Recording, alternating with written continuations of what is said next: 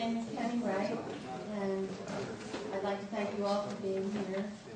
We would like to offer a huge thank you to the Friends of the Rogers Memorial Library, of which many of you are members, for sponsoring tonight's talk. We are especially delighted tonight to have a return visit from a gentleman who spoke here in September of last year about Zimbabwe. His name is Andrew Meldrum. Andrew Meldrum has been working for a journalist for 35 years. Born and raised in Hudson, Ohio, he graduated from Western Reserve Academy, Middlebury College, and Columbia University School of Journalism. After working as a journalist in the U.S. for several years, he followed his ambition to become a foreign correspondent and moved to Zimbabwe in 1980. Shortly after that country moved from minority-ruled Rhodesia to majority-ruled Zimbabwe. Mr. Meldrum worked in Southern Africa for 27 years, serving as Zimbabwe correspondent for The Economist and as Southern Africa correspondent for The Guardian. He was also Deputy Bureau Chief and Acting Bureau Chief of the Agence France-Presse Bureau in Zimbabwe, where he covered 8 countries, including Mozambique and Angola, during their civil wars. He covered the anti-apartheid struggle from Zimbabwe and the rise to power of the African National Congress. In recent years, Andrew Meldrum's work in Zimbabwe concentrated on human rights abuses committed by Robert Mugabe's regime. Attempting to silence him, the Mugabe regime jailed him for 2 days and put him on trial in 2002. After 2 months in court, Meldrum was acquitted. But in 2003, Zimbabwean security agents abducted him, held him captive for 12 hours, and forcibly put him on a plane that took him out of Zimbabwe. Zimbabwe's own courts ruled that Meldrum's expulsion was illegal. Andrew Meldrum is the author of Where We Have Hope, which is a memoir of his 23 years in Zimbabwe. And his work has appeared in the New York Times, in the New Republic, and on NPR. Meldrum was a 2008 Nieman Fellow at Harvard University and is now Senior Editor and Regional Editor for Africa for Global Post, a new web-based international news service headquartered in Boston. In addition to overseeing Global Post's coverage of Africa, he contributes his analysis to the site. Andrew Meldrum also teaches journalism at Harvard Extension School, and we're delighted to have his wife Dolores with us tonight as well. Please welcome Andrew Meldrum.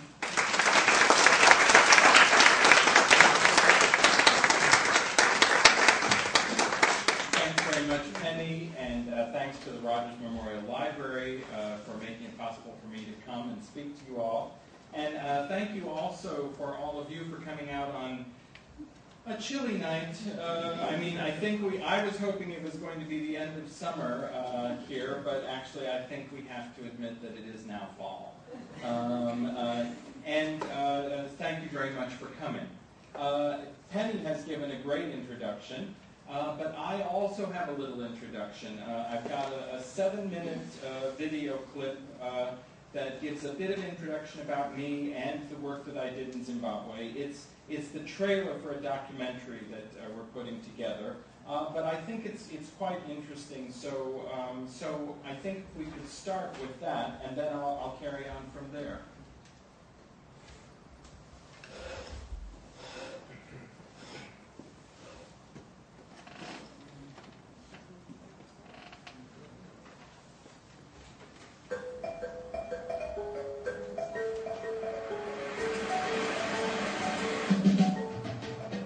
I went to Zimbabwe in October of 1980. At that time, the country had been independent for 6 months. It was just a baby. It was such a place of optimism, of hope, and everybody who was there felt part of building a new country, building it on a new premise.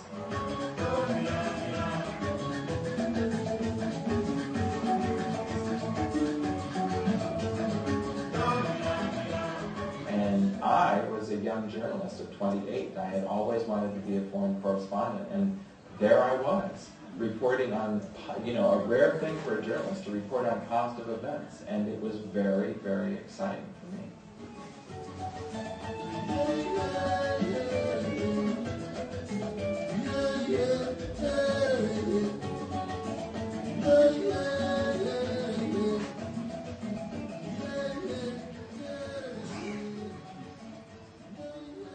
My name is Meldrum. I'm a journalist, and in 2003, I was abducted by Zimbabwean state agents, and I was forcibly put on a plane out of Zimbabwe. Was I afraid? Not in the moment I wasn't afraid. I felt that this was what I had to do.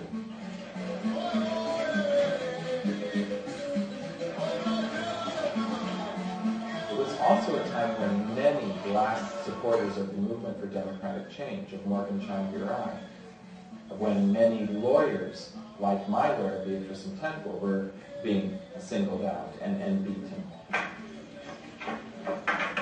And so whatever I went through was very small in comparison to what they were going through. So I wasn't afraid.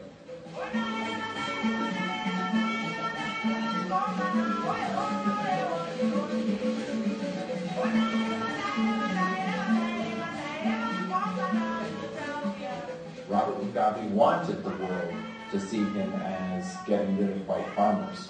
But what he didn't want was to have the world know that he was running a system that was torturing black Zimbabweans. And that's what I was reporting about, and that's why I was singled out. It was someone at the intercom at the gate. There were 3-4 men dressed in plain clothes, saying they were from immigration, not giving their names, and demanding, "Where is Annie Meldrum?" The state newspaper had me on the front page and said I was a terrorist. It was heavy duty to be called a terrorist in those days.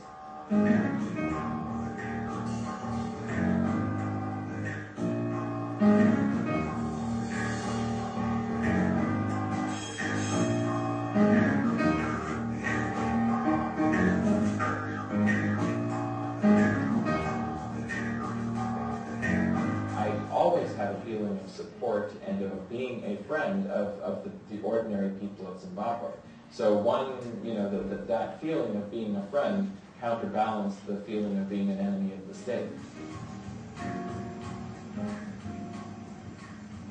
Water is a symbol of how healthy Zimbabwe was and how sick it became. In the beginning, for many years, we had a great supply of clean water, and we drank it out of the tap, we drank it at a restaurant, and the general sanitation of the country was so good that you could go anywhere, eat anything, drink anything, and it was fine. And then it became a problem for not just us, but for everybody in the country, and that water and sanitation broke down, and it was because of corruption that it broke down. It was because of mismanagement by the Mugabe government that it broke down, and it's because of that political mismanagement that then so many thousands of people have become infected with cholera.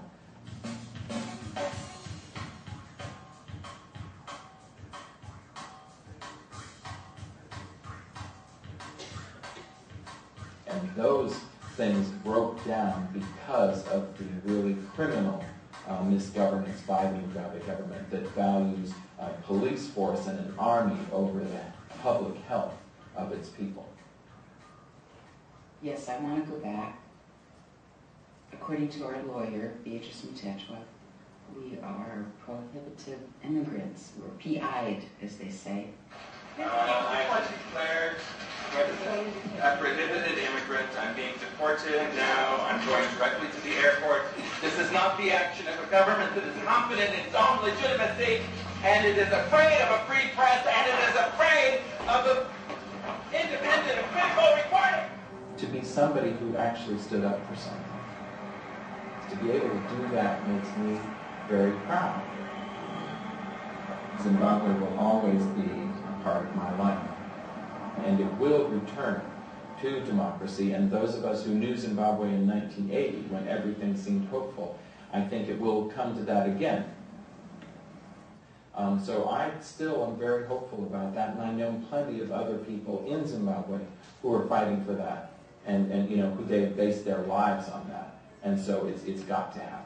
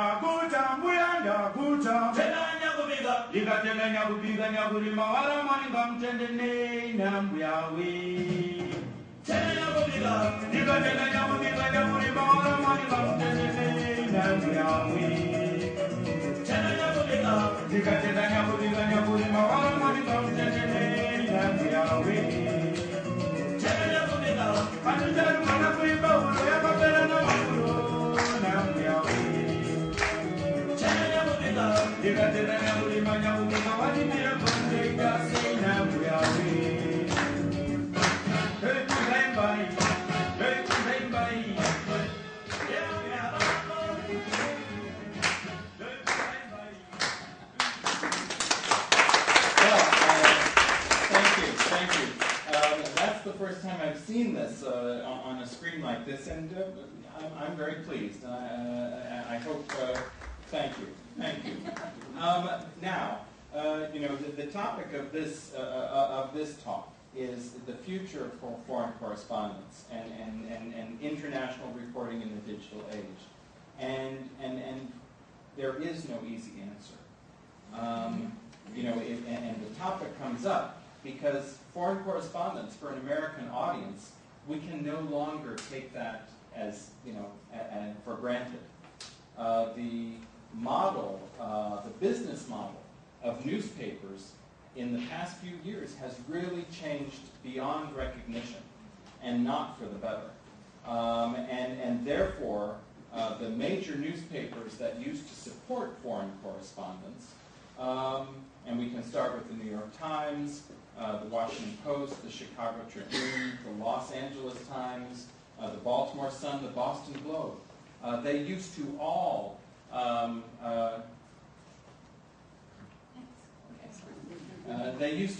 support major networks of foreign correspondents, having bureaus and correspondents around the world.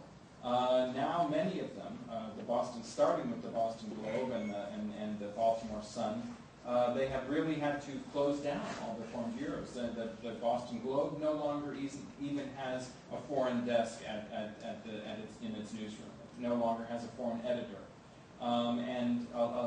It's based on two reasons. One is the cost of maintaining foreign correspondence, but the second is even more worrying because the newspapers have done surveys and they find out readers, they say, don't want any international news. They want local news, they want sports, they want celebrities, but they don't want international news. And so newspapers, of course, are facing a decline in readership. And as a result, they're also having a decline in advertising revenue. And therefore, they're cutting back. As we all know, newsrooms across the board, even at the New York Times, the newsroom staff has been cut back by 20%. Many other newspapers have cut their staff back by more than that, by 30%, by 40%. And the foreign news is they're cutting back staff there, but also they're cutting back on the cost of it. And part of it is because they say that the American readership is not interested in international news. Now this is, I think, of concern for all of us, because this is the era where the United States is the world superpower, and we are exercising our power in far-flung places around the world.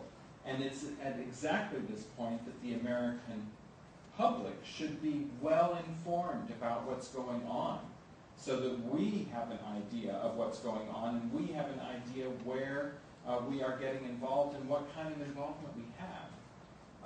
And so I think this is the point where we should be a better educated public, and we're in many ways we're not. And so it's of great concern also to me personally, because this is where I have built my career. I had an ambition when I was, I can remember back to I can remember all the way back to 1973 when I turned 21. And in a fit of responsibility, I thought, I'm now an adult, and I really should figure out what I want to do with my life. And I thought about different things, and I thought, well, if I want to be a doctor, I can go back and redo college and take all those pre-med courses, and then maybe I would get into a medical school. And I thought, well, if I want to be a lawyer, I can go back and take all those political science courses that I really avoided and try and get into a law school.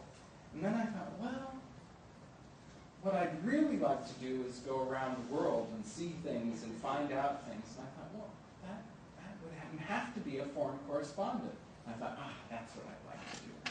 And so I thought, okay, that's what I'm going to do. Well, even back then, it was not all that great, and it was pretty hard to do. And I remember I started and I went to speak to a couple of real-life foreign correspondents in London, because that's where I was doing my junior year abroad in college. And they said, well, that's great that you want to do it, kid, but, how old are you? 21? You're too late. You haven't worked on your high school newspaper, you haven't worked on your college newspaper, okay, forget it. But I didn't think it was too late, and so I still kind of pursued it. But I couldn't be a foreign correspondent from there. I knew that I had to, but I think we all know it's great to have a goal, and then you start to go towards it. And so after I graduated from college with a history degree, I looked for a job in journalism, which even then was not that hard. And eventually I got a job back in Ohio, where I came from, back in my hometown, where I came from. And of course I wanted to be a foreign correspondent because I wanted to get as far away from there as possible. But I was back in Hudson, Ohio, and I was the editor of the weekly newspaper, of the Hudson Times, circulation 3,200. It wasn't all that glamorous, but I was covering City Hall and school board meetings and zoning meetings and the ice cream social, and I was taking pictures, I was writing news stories, I was writing editorials, I went to the printers, I put the paper to bed, and I would see the first editions come off to make sure that the pictures weren't over-inked. And I did that for 2 years, and I was learning the whole time. And I learned especially that I really loved journalism. And I loved going out and asking questions and finding things out and writing articles about it. And then I went to Columbia. I got into Columbia University, which was a major achievement, and then I graduated, which was a major achievement. And I thought, okay, now I'm going to get my job with the New York Times. And I didn't. And I didn't get it with the New York Times or the Washington Post or anywhere else. And I interviewed, and after 3 months, I was back in Ohio. And I was at the same job that I had been offered before I went to Columbia. And that was at the Lorain Journal as the education reporter. Lorain is a gritty steel mill town on Lake Erie with a hardscrabble population and a really good mid-sized daily newspaper. And I was education reporter. I wasn't overjoyed about that, but they had desegregation hearings, they had bilingual education hearings, they had a teacher strike, they had a student strike, and I was on the front page. My stories were on the front page all the time, and I had some great editors, and again, I was learning the entire time. And it was great for me. And then I went to California, and I was working for the Riverside Press Enterprise, which was a bigger daily newspaper, and I was covering environmental issues there. And all the time I had my sights on becoming a foreign correspondent. And I was making inroads into the LA Times, I was making connections at Associated Press, and I thought, okay, 2 more years here, and then 2 years there, and then stab somebody in the back, and then I would be able to get the foreign correspondence position to be sent overseas. And then what happened was I was sent out to interview an African professor at California Polytechnic who was going back to his home country, which was the newly independent Zimbabwe, and he was going to be a cabinet minister there. And he was resigning his position as a professor to go back and do that. And as I interviewed him, I thought, this is really interesting. And I did some more research, and I thought, wow, from Rhodesia to Zimbabwe, and from white minority rule to majority rule, from war to peace. And I thought this really looked interesting. And I thought, this is my chance. And so I resigned my position at the Riverside Press Enterprise. I sold my car, and I bought a ticket over to Zimbabwe. And my now I look back and I think, was I crazy? But I was, and it was great. And my timing was great. I was working within 3 days. And the reason my timing was great was because all the war correspondents who had been covering the Rhodesian War had left. And there were strings. All the world news had been used to covering the country, but the war correspondents had left. And so I became a peace correspondent. And I had a rare opportunity for a journalist, which is to report on positive events. I was writing about first black Miss Zimbabwe, the first black mayor of Harare, how the schools quadrupled in enrollment, how there were now health clinics throughout the township areas of the city and throughout the rural areas, and how infant deaths went down, and how maternal deaths of mothers who were giving childbirth went down. And this was very exciting for me, and I was doing what I wanted to do. And I found work early on as a fill-in. Because I started going to press conferences and things, people saw me asking questions and taking notes, and they thought, well, maybe I could write a story. And so I filled in for people who were away for Associated Press and United Press International. And soon I was also working full-time for the French news agency, Agence France Presse. And also I was doing work for Voice of America, which had very good regular reporting from Zimbabwe and from the rest of Africa. And then after a while, I was also writing for the Guardian newspaper, which is a great newspaper in England. And my work grew, and I felt my writing was growing, and I was doing very well.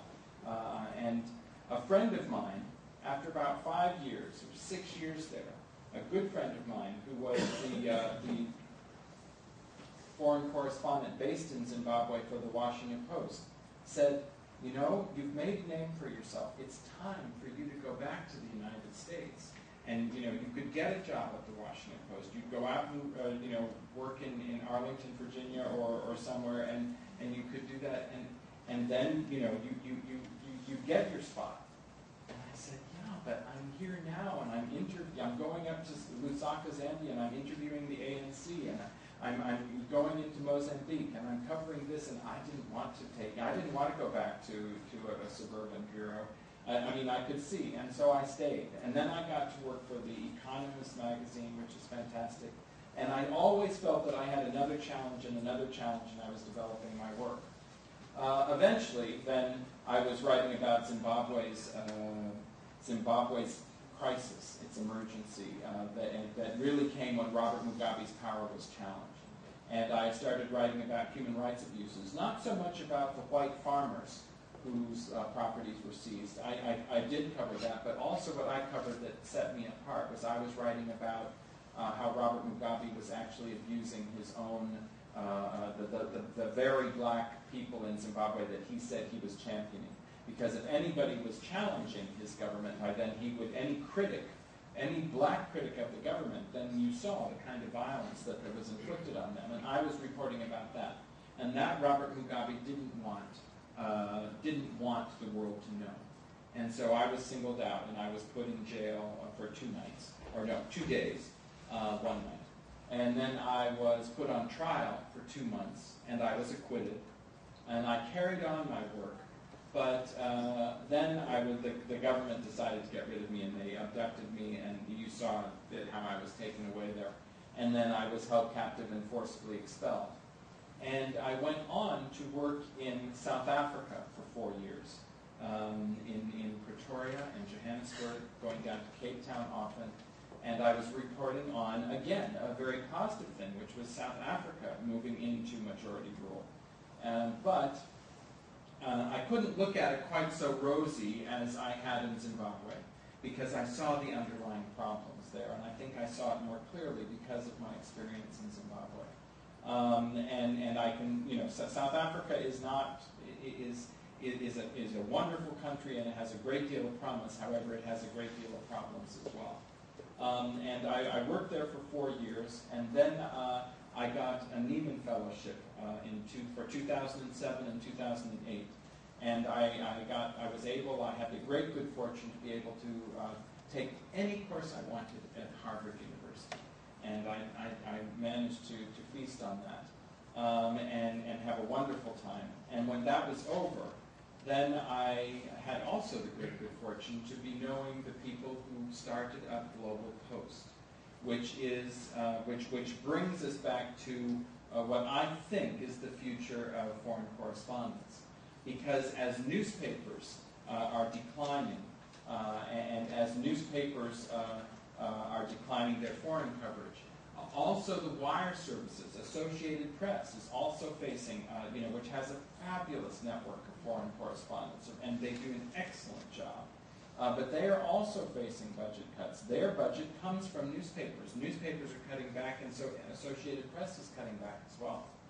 And so, really the whole model of what that sustained foreign correspondence in the past is changing. Now, Global Post was started in Boston just this January. It was started by Phil Balboni, who is a journalist first, and a business entrepreneur. And he made a name for himself in New England as the chairman of New England Cable News, which, if you're in Boston, it's a big deal. And it's the most successful regional cable network in the United States. And now he has retired from that, and he had always been interested in international news. And he teamed up with Charlie Sennett, who was a top foreign correspondent for the Boston Globe. And he had reported all around the world. And so he became the kind of executive editor. Phil was the business brains of the organization, and Charlie is the journalist talent.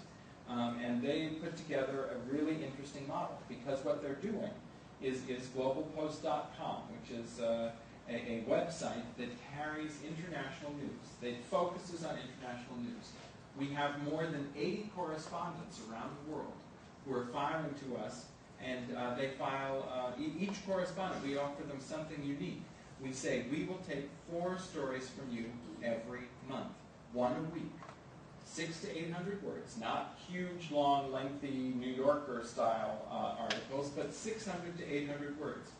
And we'll take 4 of those stories. We're not going to pay you a lot, but we're paying you regularly, and we will sustain that interest. And I know from my experience that that's very important. When I was explaining who I wrote for in Zimbabwe, I wrote for the New York Times occasionally. Once every 6 weeks, once every 2 or 3 months, but it wasn't enough to sustain me. It was The Guardian that would want 2 or 3 articles per week. It was The Economist that would take 1 article every month. And they had a sustained interest. And so, but isn't it interesting? Those are both British publications. And so, for an American publication today, to offer a journalist the opportunity, saying, we're interested in having you in Tanzania, and we'll take 4 stories a month. You give us the good pitches, we'll commission them, and we'll publish them. So, but it is a freelance business. We are not paying them a full-time salary. We're paying them, a good rate for a story, and we'll do that, we'll take 4 stories per month. But they have to find other bits and pieces that they can string together as well. Maybe Voice of America, maybe some NPR. Christian Science Monitor. I mean, I could tell you all the different people, but everybody is putting together a little stable of the different freelance work that they have. And it's amazing the kind of talent that we've got. We have people from the Washington Post who had, were offered a buyout. We have people from Time Magazine. We have young graduates from Columbia, from Northwestern University, who are cutting their teeth and are so energetic and really want to do it. And so we have amazing talent, and the work is all coming in.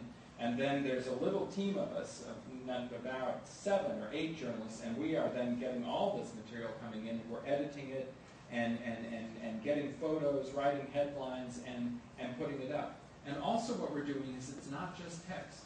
We're doing multimedia, audio slideshows, short videos. And so it's really, and so I am learning a lot of new skills, not just text journalism, but I'm learning, I had always admired photography. I had always admired, video journalism. But now I'm actually commissioning it and editing it and getting it up onto the website. And for me, it's great. For me, it's been, look, you can teach an old dog new tricks, and I will learn. And also, it's very exciting because Global Post is getting a whole new model. And besides what we're putting up onto the website, there is the whole business model. And Phil Balboni has put together what I think is very innovative. He's holding costs down, right down.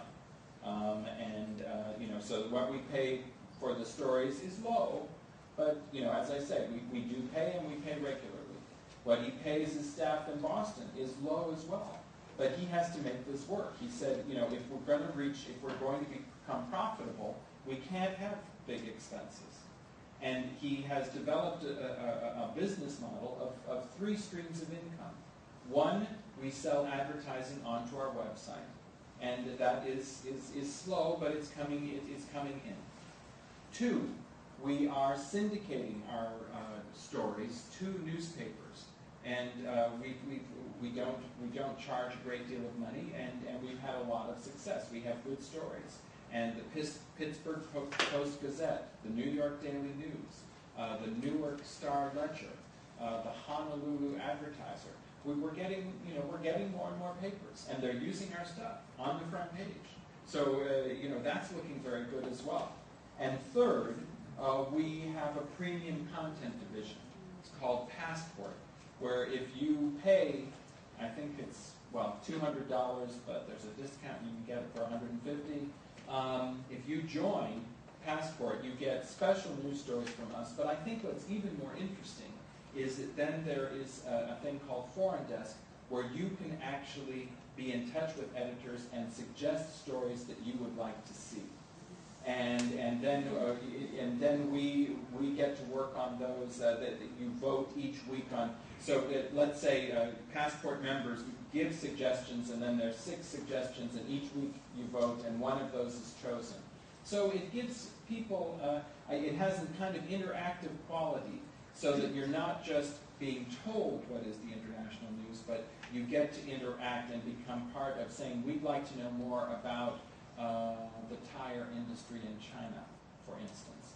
And then we go out and we do it. We're also working with World Focus, which is a PBS television broadcast, a nightly broadcast, and we're on quite regularly there. We're on NPR as well. So, a lot of really great organizations are recognizing that we have some good content. And so it's very exciting to be able to produce that. And to think, well, we're doing something that's new, and that is not just looking at the situation and saying, oh, it's doomed. We're saying, no, it's not doomed. Foreign correspondence is not doomed. And also, what's very, very encouraging for me is we're finding, yes, people are interested in international news. We've seen on our readership since our launch in January, it's increased 35% every month, so that we're up to a readership now of 400,000 unique viewers per month, and we're still on the increase. And part of that is, I think, the way we put the news up. Our news stories are from 600 to 800 words, which it's not a long story. It's not even not only is it not a New Yorker story, it's not a New York Times story. But we have found that we get a readership of people who are interested and want to read something. We don't want our news to be a should read. You know, you're reading the New York Times and you see an article on Sudan and you fold it and you say, I should read that. I should know more about what's going on in Darfur. I should read that. And then your should reads kind of pile up, and then eventually it's like, I should recycle that. And instead, what we're trying to do is make it a want to read. You know, saying, oh, what is that about the woman who was wearing pants, and she's decided to be good for that, and there's a photo, and you don't even think about it, you're reading it, and you're halfway into the story before you think about it, and then you're finished. And so a part of it, I'm the Africa regional editor, and I realized very quickly when we're pitching amongst the regions, we're pitching our stories, and there were some exciting stories from China, and there were some exciting stories from the Mideast, and there were some exciting stories from Europe, and I was talking about, and then there was the fight against malaria and how many children are dying of malaria in Africa. And then I was the story about river blindness, and then I had a story about famine, and then I had a story about civil war. And when we came to Africa, just in the newsroom, people were kind of like, oh, okay, the disease of the week. What is it? And I realized I had to brighten it up. And so then, happily I had some great correspondents, and I wrote them. I said, look, we can't have gloom and doom. Let's brighten it up. Let's lighten it up a bit. I wasn't embarrassed about it. And we started getting things about a film festival, for instance, Africa's Oscars, Africa's annual film festival in Burkina Faso, of all places, and then the red carpet in the dirt there in Burkina Faso, and that started to get some traction. And then it was the who's behind the internet scams in Nigeria. Okay, that was a good story, and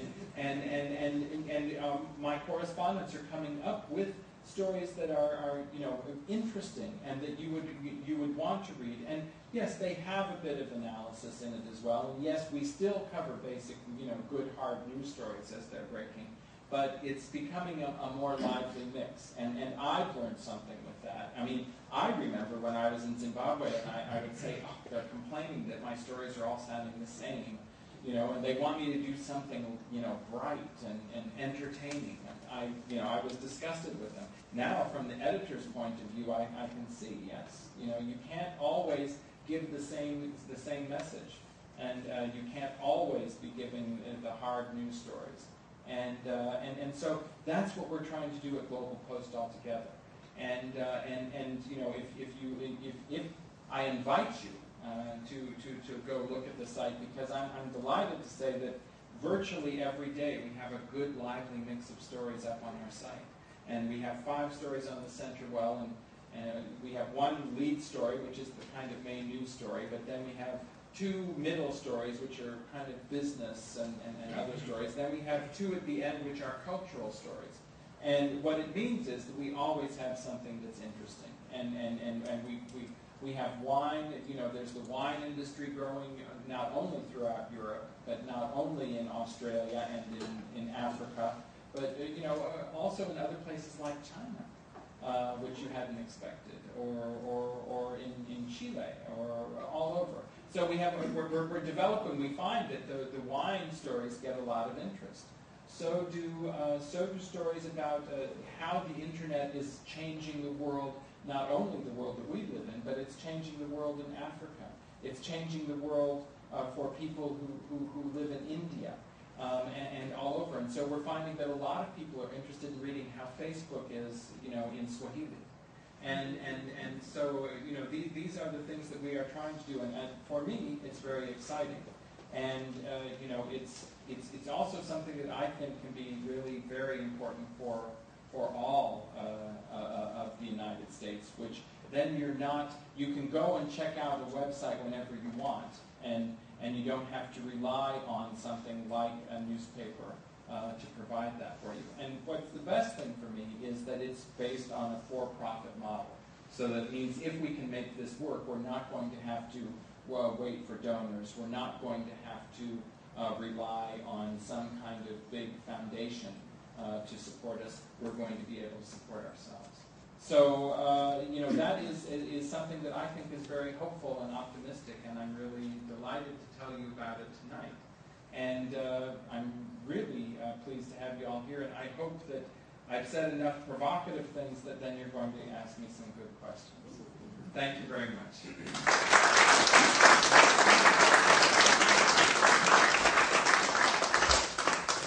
Is Global Post unique? Well, it's not unique in that there are many new news organizations that are web-based. There's one here, particularly in New York, called ProPublica, which is doing investigative journalism. It also found that investigative journalism was on the decline because it's so expensive and newspapers are cutting back on that. So they said, okay, we're going to develop our niche in investigative journalism. It's basically domestic issues in the United States. They are different, however, in that A, they're not international, and B, they are funded by some major donors who said, we can give you X million dollars to fund you for 3 years. So they are not going through the kind of difficult process that we are of trying to make ourselves self-sustainable.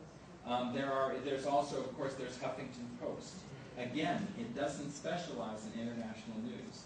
And it is growing in readership, and it is becoming almost, even Huffington Post, with all its success, it has not yet become profitable. So I would say that although we're not unique, there are many other web-based news organizations. We are unique in A, we're focusing on international news, and B, we are striving from the very beginning to have a business model that will make us successful. Well, thank you very much. Yes? Do you ever check to see the age of your viewers? Because I know my children who are younger basically don't even buy a newspaper anymore. They watch everything on the computer. Correct.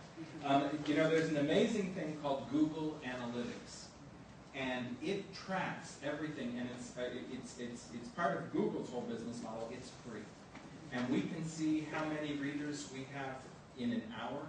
We can see how many we've had since we began in January. So that's how we can say exactly how many we have, because they track it, and they also track what pages the people go to, our readers go to, how many minutes they stay on the site, how many times they return to our site. It's unbelievable. And we find, we don't know the age, because of course people don't type in what their age is, but we are finding from anecdotal evidence that we're getting 2 tracks. We're getting the college age, and we're getting their parents. As Charlie Sennett says, his target audience is students who want to do a junior year abroad and their parents. I think that would be very good. Also, we find from our volume periods that our highest volume by far is between 8 and 5, Monday through Friday, i.e., it's people who are at work. Now, they're not wasting their time on our site, and they might all be, doing risk analysis of what it's like in India or France or wherever. But it is people who are at their office, and we have also seen that then there was a dip in our steady growth in the end of July and the month of August, i.e., people were not in their office, they were on holiday. And so we are really looking forward to everybody coming back to work in September. But it's very interesting to follow all that and to see what the readership is. And as I say, it has been growing very steadily. Yeah. Thank you. Yes? Where does your site fit in relation to, say, the online version of Time International, which clearly has a name internationally, and correspondence that will support the online version, which, from a business model, truly has been successful? Right. I worked with 34 years. Okay. Time, Time.com has a great site. Also, CNN.com has a great site. BBC, oh my God, it's really fantastic. And the New York Times has a wonderful website. But we find that what we're doing is a little bit quirkier, and also we don't have to have, the Time has to have the top news stories, from any region. And then you've got the back of the book that has the more, to me, the more interesting things. But then you try and fit those in. I like to think that much more of our site is the back of the book area. And we leave the New York Times and Time to cover, things authoritatively. And we can do things getting different points of view. And also what we like to think is that, you see, we have 80 different correspondents who live in the places where they are working. That's something that even Time can't say that it has. And so we like to have a slice of life from wherever it is, either Baghdad or Bombay or wherever. And we have people who are there who can tell us, well, yes, this is what was happening. And we often find that we can and touch wood, because we've got such a wide-ranging group of correspondents, far-flung around the world, that we can anticipate when some news is coming up, because they're saying, there's something here, there's something going on, and we may well, it's been uncanny so far that we've had, in the weeks coming up, we've had something about what's going on. So very rarely have we had to jump in a fire, try and chase a fire truck to catch the story that has already happened. So I don't know. I mean, yes, we're in competition with those groups, and it's hard to compete. On the other hand, we're finding that we can. How do you get your voice out, though? I've never heard of this website. Oh, okay. Which I think is part of growing. Well, that's one of the reasons I'm here. And it is growing, particularly amongst those who are interested in international news and in journalism circles as well. And we do a lot of marketing through, and we're on Huffington Post, and so if you're on the web and you're interested in international news, you're going to find us because we're out there.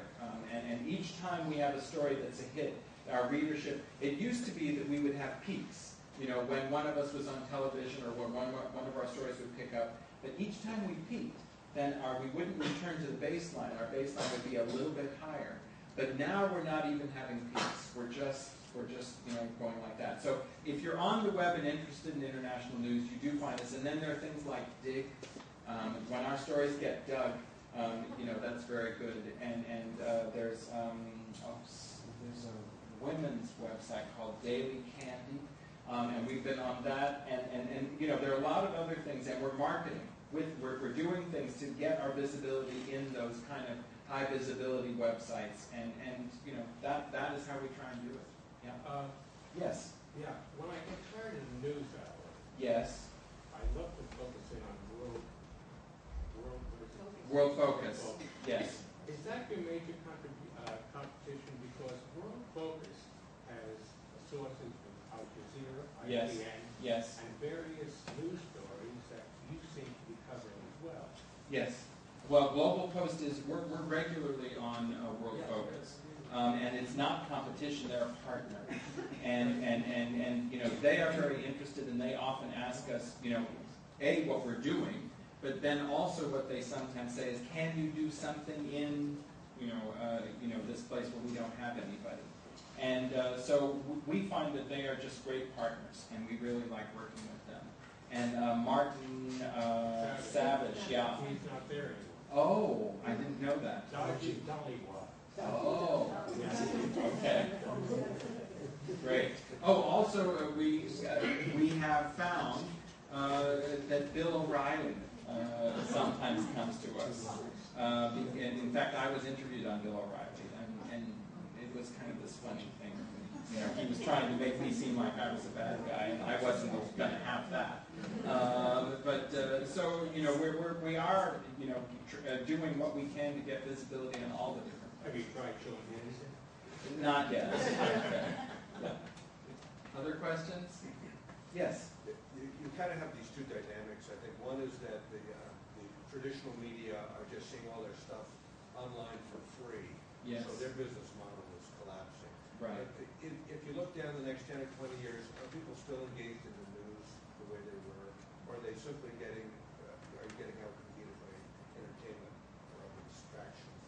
Well, I think part of it is that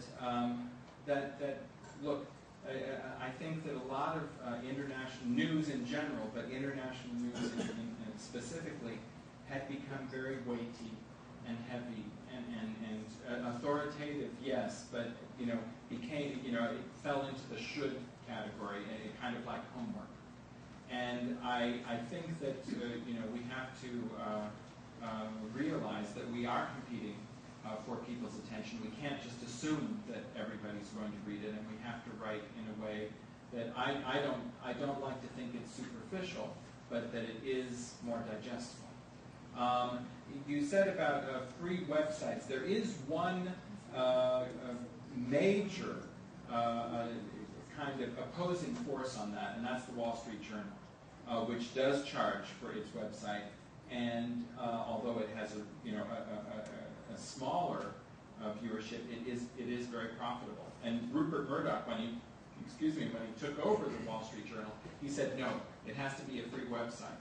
And then the editors of the Wall Street Journal came back and said, look at how much money we're earning from this. And he said, I see. And so he decided to keep it. And I think that I have now heard some reports, read some reports that the New York Times is beginning to rethink and say, okay, maybe we would have a smaller readership, but it could start to become more profitable. Because right now, the New York Times is not making money from its website. And part of it is it's not making money on selling ads for the website. But so if they were to pay, if people were to pay for that, yes, they would get a small. It's just the idea of a newspaper that either you have an advertiser that's given for free, or you have a newspaper that people subscribe to. So I think that you will probably see some major changes that way. Yes. So you were just talking about reporting getting very weighty and authoritative. Yes.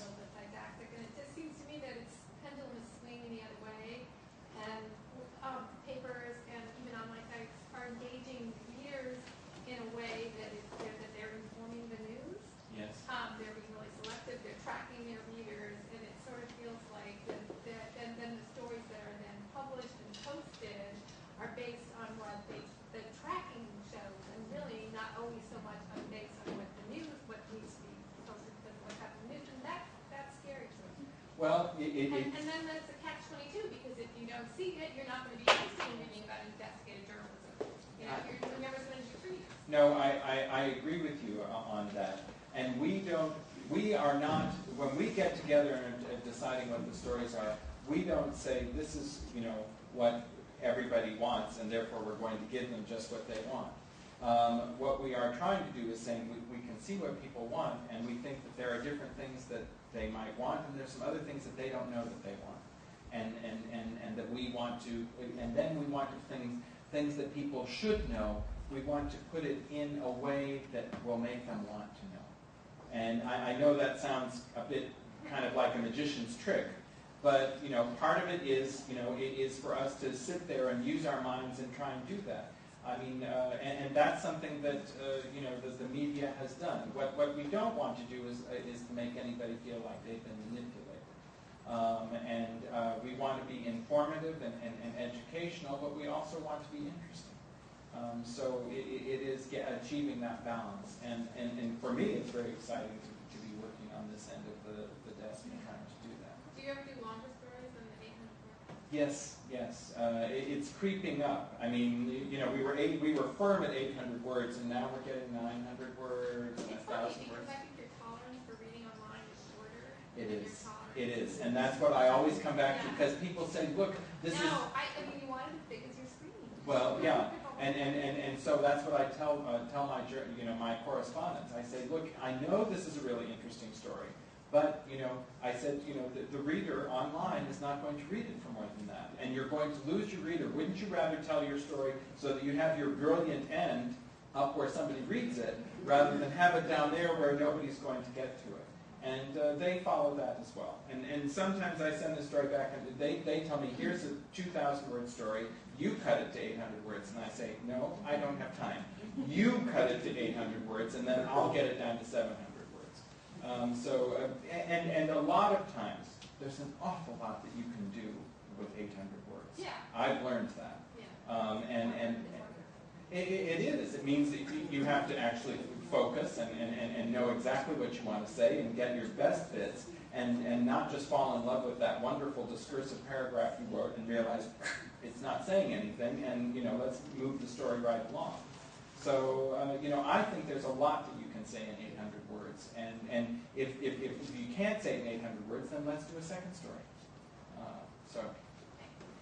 I think you're also alluding to a change in the person of the foreign correspondent from a bunch of Americans who are implanted in a foreign country by a news organization to people who are living there who become freelance sources of news stories for people all over the world. So how do you think that's going to change kind of the way these stories are told, which stories are told, the perspectives that are being offered on these foreign news stories? It's interesting. I mean, most of our correspondents are indeed American. However, they are living in the different places where they are reporting from, and also they're freelance journalists. So they're not living. The old foreign correspondent led a very high life, and they had fabulous homes, everything. They had travel budgets and entertainment budgets that you couldn't believe, and they were really kind of one step removed. They were like a diplomat, and they lived at a certain level. Our younger or freelance correspondents are living much more at closer to the local level, and they are living amongst the people that they are reporting about. And I think they're getting a little bit of a grittier feel for what is going on. And it's by necessity, but I think that it has a good thing. Also, to have, I like very much having a mix of older, more experienced journalists with some younger journalists. Some of the younger journalists make mistakes. They have the writing problems, but I'm working with them. But what they've got is enthusiasm, and they're and they will put together a trip, and they'll say this trip is going to cost $800, and we can't. I said, well, we can give you $300 for that. And they may go on that trip because they really want to go there, and they're going to lose some money, but they want to do that. That's great. And they come back and they've squeezed everything they can out of the trip to the refugee camp or wherever it is they've gone. And so I think that we are squeezing a lot more out of the places that we have people in. Yes. How do you find out the actors on these countries? This is something that is really difficult, particularly again when we're working with younger journalists who don't have as much experience. They've been to journalism schools and whatever, and what we do is we check. We check with Reuters. We follow different stories with Reuters, with Associated Press. We see what's on the BBC. And sometimes we call up another journalist. And we have been very pleased that really we have not found ourselves in a situation where we have had a story that's just like not true.